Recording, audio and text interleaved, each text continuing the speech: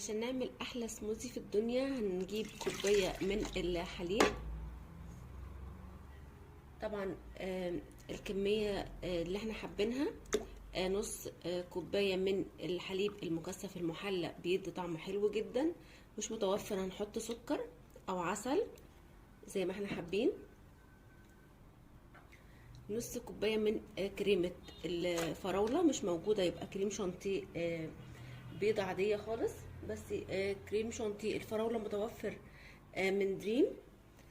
كوبايه من الميه الساقعه، ساقعه جدا طبعا.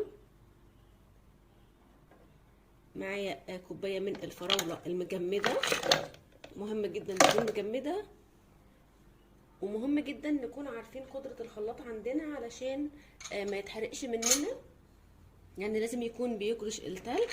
وكمان كم مكعب كده من التلج،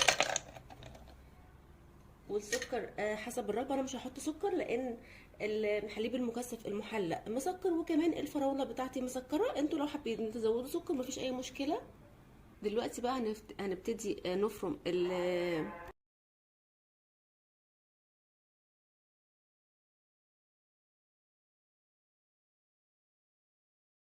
دلوقتي بقى السموزي بتاعنا بقى جاهز معايا. طعمه وريحته تحفه جدا، وقد ايه حلو جدا جدا. كله حاجات طبعا جميله. انا زينت بس الكوبايه بتاعتي بشويه من صوص الفراوله بالشكل ده كده. دلوقتي بقى جاهز معانا احلى سموزي فراوله طعمه وهمي، لازم تجربوه. يا رب وصفه النهارده تكون عجبتكم، واللي جرب الوصفه تعجبه يا ريت تكتب لنا في كومنت. ما تنسوش تعملوا لايك واشتراك في القناه. سلام.